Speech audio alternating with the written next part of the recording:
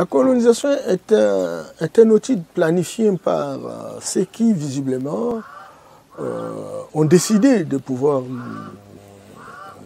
nous incarcérer, nous emprisonner et profiter au maximum de nos richesses. Et cela est, tout au long du parcours, l'un des outils le mieux consolidés pour exploiter les richesses. Mais ils ont commencé par travailler notre état d'esprit, notre cerveau, notre attitude, notre comportement au travers de la religion pour nous soumettre à des situations où nous ne pouvons pas nous révolter. Et ça a commencé par la religion. Il faut aimer votre ennemi comme vous vous aimez. La vie, le bonheur c'est au ciel. Il ne faut pas voir ce qui se trouve ici sur la terre. Les riches n'iront pas au ciel, etc. Et mais tout ça malgré la persécution. Tout celui qui a une puissance, quelle qu'elle soit, c'est de la sorcellerie. Et la sorcellerie est punie. Punie par Dieu, et vous finirez finalement par être envoyé la vengeance et la rétribution à l'enfer. Et donc, toutes nos puissances qui auraient pu nous aider à avoir la capacité de lucidité nécessaire, la capacité de créativité, toutes ces puissances ont disparu tout au long de l'histoire à cause, n'est-ce pas, du terrorisme spirituel occidental mis en place dans notre société. Et il n'y a pas que la religion, il y a le système éducatif. Toute éducation ou tout enseignement permet à l'homme d'accroître sa capacité de lucidité pour chercher des solutions dans les problèmes de sa société. Bon, maintenant, le contenu de ce qu'on nous enseigne, ce n'est pas conforme à ce que nous avons besoin pour transformer notre société. Regardez, nous avons besoin de toitures, on a besoin de tôles. Mais il va falloir que les enseignements qui sont donnés à l'école nous permettent de savoir comment on fabrique les tôles.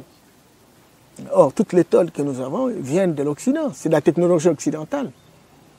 Nous aurions pu inventer nos propres technologies, parce que nos ancêtres ont vécu, ils savaient aller à la forêt et dire que telle feuille mérite d'être placée dans la toiture, telle autre ne mérite pas. Mais si, tout au long du processus, on aurait pu réfléchir pour moderniser cela, peut-être qu'on aurait d'autres formes de tôles. Un peu comme on voit en Corée, on voit en Chine, en Inde, etc. Ils ont pas, des tôles qui ne soient pas celles de l'Occident. Vous voyez, donc nous avons perdu véritablement notre autonomie à partir d'une éducation que nous avons reçue. Cette éducation coloniale, c'est une éducation d'assujettissement, une éducation d'infantilisation, d'imbécilisation, de clochardisation, une éducation qui font de nous des bébés sous biberon, des divorcés de la responsabilité, n'est-ce pas, des transformations de notre société. Une éducation qui est en divorce avec les besoins réels de notre société. Une éducation qui nous coupe les racines, qui nous coupe la fondation. Et vous savez que tout arbre, fût-il un baobab, sans racines, il tombe. Et nous sommes tombés. Kabila, je n'ai jamais cessé de vous dire que les Bambara disent, on ne peut pas raser, n'est-ce pas, la tête d'une personne à son absence. Alors comment pouvez-vous vouloir avoir une mainmise sur votre environnement si vous ne connaissez pas cet environnement? On vient nous parler de Charlemagne, on vient nous parler de Napoléon Bonaparte, encore que Bonaparte a combattu les Noirs, et vous vous rappelez de la victoire de Saint-Domingue, etc., avec toutes ces ouvertures, les premiers Noirs qui ont été des esclaves, n'est-ce pas, dans les Caraïbes. Et donc, nous avons connu cette histoire-là. On aurait pu aussi nous enseigner cette histoire-là. Combien de personnes connaissent Toussaint de l'Ouverture? Combien de personnes connaissent Antenor Firmin? Combien de personnes connaissent Souyata Keita, Soumangoro Nkate, Zingankou, Kipan Vita, Simon Kimbangu? Les ONG sont des structures qui ont été créées dans le sens de préparer toujours la psychologie, suppléer un peu le travail des médias, parce qu'il y a beaucoup d'intérêt.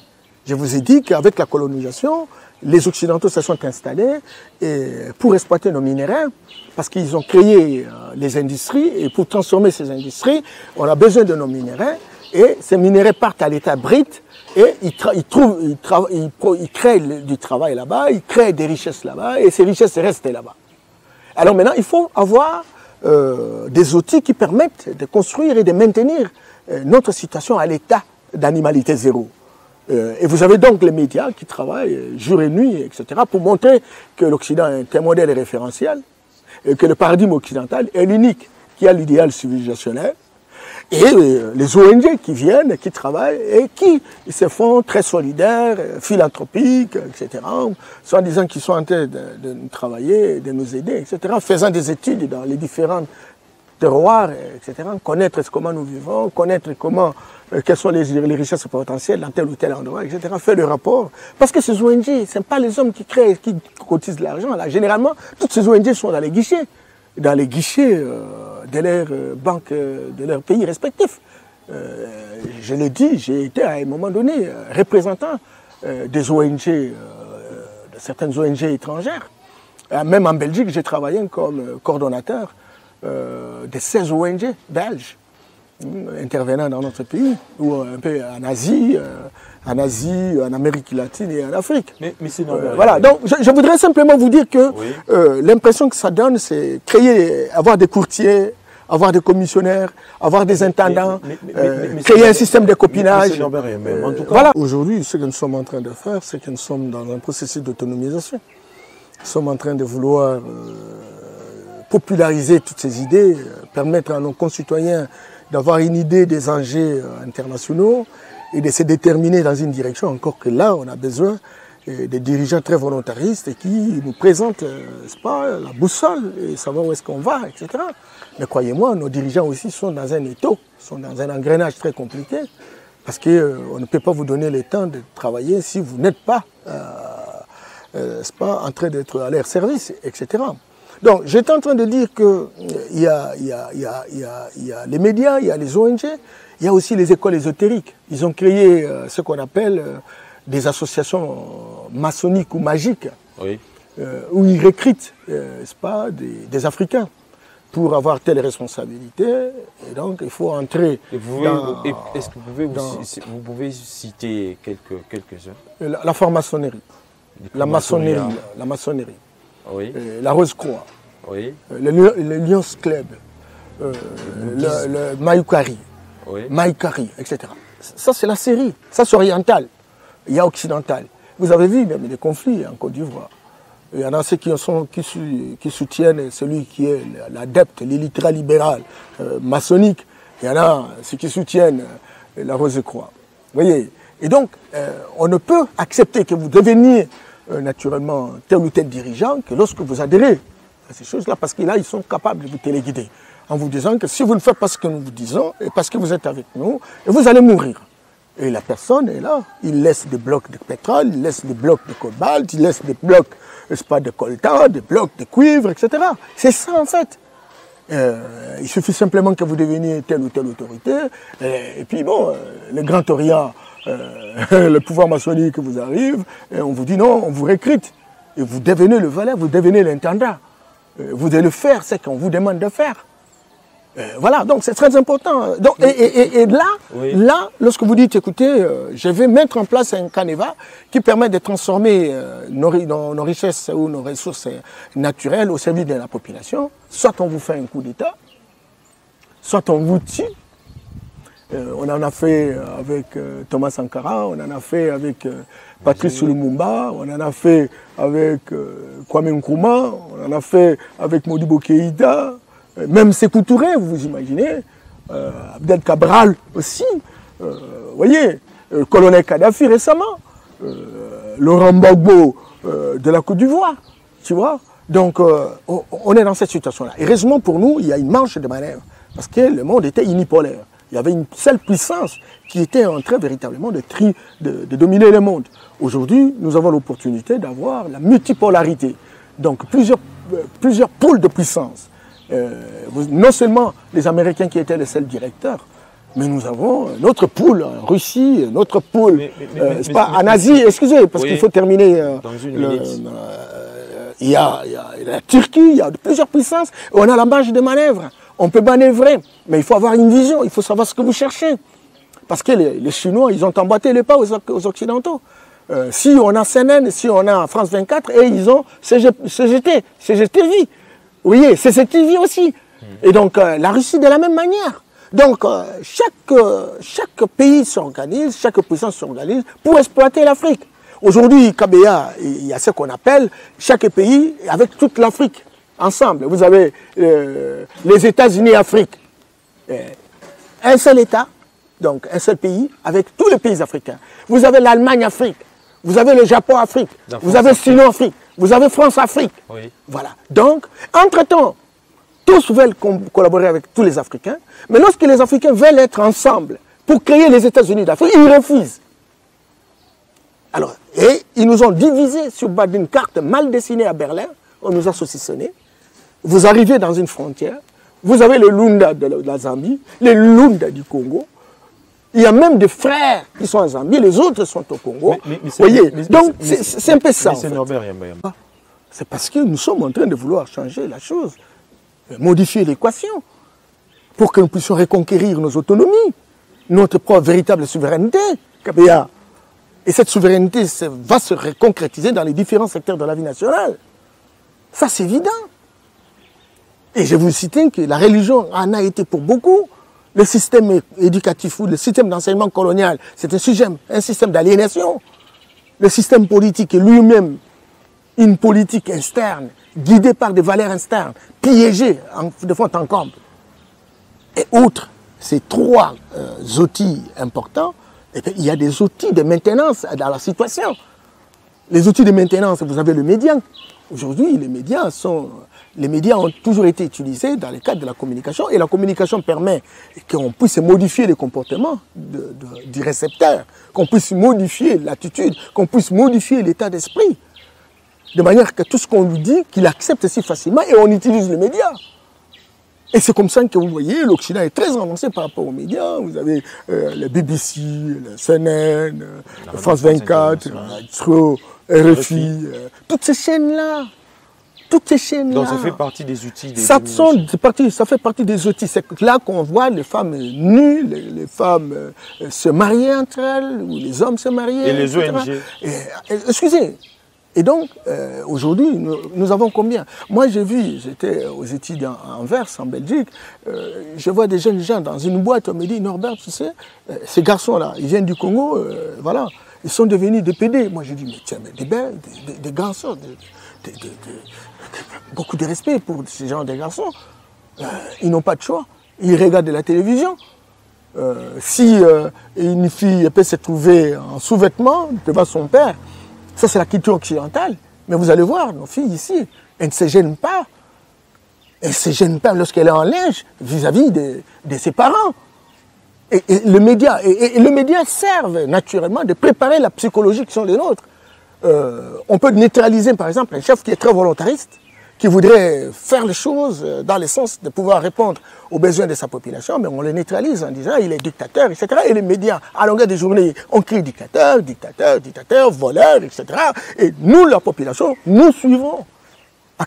Ces médias-là nous montrent qu'il n'y a que l'Occident qui est supérieur. Et nous, l'Occident est le modèle référentiel. Le paradigme occidental est le seul, justement, qu'il faut utiliser pour aller vers le développement. Et ça, ce sont les médias qui travaillent. Et ce sont les médias qui travaillent pour nous montrer qu'ils ont des grands experts. Vous savez qu'à BA, il faut regarder toutes ces banques qui sont fonctionnelles ici, tous ces grands projets internationaux qui sont fonctionnels ici chez nous.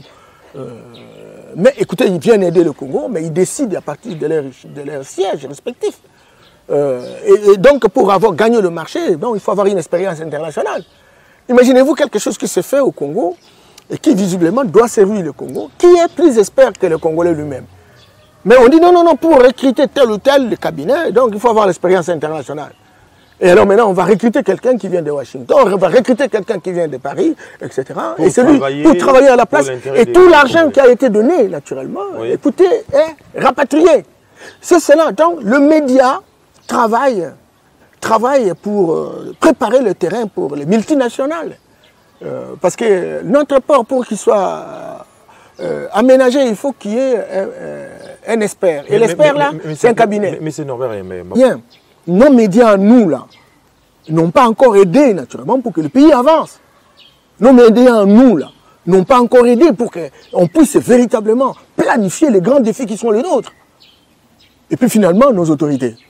nos autorités aussi n'ont pas encore aidé nos médias à aller de l'avant. Raison pour laquelle je vous dis que la politique importée ne nous permet pas.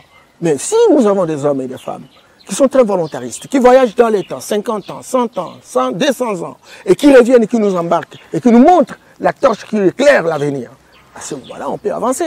Comment voulez-vous que nous avons des médias en Afrique? Regardez, vous avez Africa 24, vous avez Vox Africa, vous avez Africa Media, vous avez Africa numéro 1. Je ne vais pas citer des télécides, etc. Mais écoutez, combien de nos dirigeants vont dans ces médias? Combien de nos opérateurs économiques font des publicités dans ces médias? Rien du tout.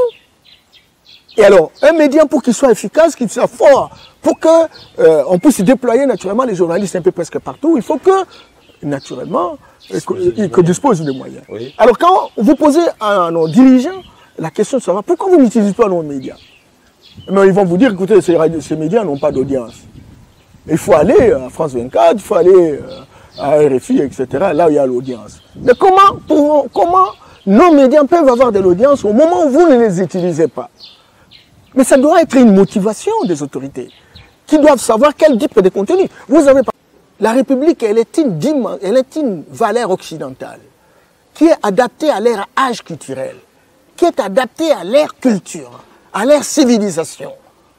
Nous, l'Afrique, nous avons connu ce qu'on appelait la confédération des royautés. Et donc, si on pouvait avoir une constitution qui photographierait comment on était organisé politiquement, avec nos politologues, nos juristes, qui s'en réclament à longueur de journée, mais qui copient les droits gréco-romains, il faut la compilation, la répétition, la récitation. Ils auraient pu faire des thèses de doctorat en sachant comment le Congo, le royaume du Congo s'est organisé. Qu'est-ce qui a permis la survivance du royaume Congo pendant plusieurs années? Et qu'est-ce que nous pouvons tirer du royaume Congo sur le plan des droits, sur le plan de l'économie, sur le plan de la sociologie, sur le plan de l'agriculture, etc. Ça, on en a besoin. On en a besoin pour qu'on théorise, qu'on modernise cela, que ce soit dans les bouquets, qu'on les expérimente. Mais ça a failli, quoi. Parce que l'élite a copié l'Occident. Et la copie ne peut pas être comme l'original. Si nous voulons confier notre destin, c'est pas aux Européens, écoute, on est foutu à la merde. On est foutu à la merde. Arrêtons. Arrêtons véritablement de faire ce que nous faisons parce que c'est mieux de leur confier. Parce qu'ils sont capables de faire plus que les plus européanisés d'entre nous. Et donc, nous avons cru que l'Europe, c'est l'idéal civilisationnel. Or, l'Europe, cette civilisation est essentiellement profitée pour nous assujettir, nous incarcérer, nous emprisonner, nous placer dans un ghetto. Alors maintenant, au lieu que l'élite qui est la nôtre, l'élite clairvoyante, puisse nous éclairer, puisse avoir la torche, éclairer l'avenir, au travers des productions scientifiques. Vous allez à l'université, tout le monde a besoin de produire un article pour passer, je ne sais pas, d'assistant, chef de travaux, il fait un mémoire qu'on appelle actuellement des thèses de doctorat, etc. Et puis bon, voilà, donc on est docteur, on se fait appeler professeur, et quand vous écoutez quelqu'un, vous voyez, vraiment, c'est un perroquet fondamentalement. Et puis bon, voilà, et des gens comme ça, vous allez véritablement changer la société avec des gens comme ça? Ah non! Mais si nous avions des hommes et des femmes, des pygmées qui enseignent à l'université en médecine, moi j'ai ici. Oui. Tant que l'Afrique n'est pas unie, tant qu'on n'aura pas restauré notre identité culturelle, tant qu'on n'aura pas changé le système éducatif, on va rester avec l'enseignement colonial. Tant qu'on n'aura pas revisité la religion, pour que les Africains puissent à un moment donné avoir un congrès général, où on se met d'accord sur les vrais dogmes qui peuvent véritablement être popularisés en Afrique. Et nous dépouiller naturellement de tout ce qu'on nous a amené de l'extérieur, qui ont tendance naturellement à nous infantiliser, à nous imbéciliser. Écoutez, on ne va pas changer. On ne va pas changer. Aujourd'hui, je vois les Camerounais se battre justement pour arriver à faire des exercices. J'ai vu le professeur Bambassang en train d'écrire de l'économie africaine, en dehors des théories de Keynes, des théories de Marx, des théories de Badier, rien du tout. Voilà, l'économie africaine. Voilà, c'est très important. Il a même tenté, je me suis beaucoup, les droits africains. Il a rénové ce qu'on appelait autrefois le Kouroufuga, qui était chanté par Samoran Touré, notre griot, mais qui visiblement était un grand conseiller du roi. de l'empereur, Soudata Keïta, sous Mangoro Kate à l'époque. Tu vois? Donc, sincèrement, cher Kabea, tant qu'on n'aura pas compris tout ça, on ne va pas avancer. Mais c'est Norbert.